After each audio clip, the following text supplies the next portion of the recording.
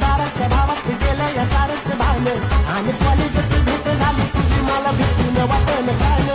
वळख पाळख वाढली म्हणून लागली तुझीच गोडी अगं प्रपोज माझं तू अपोज करून कशी गजमल जोडी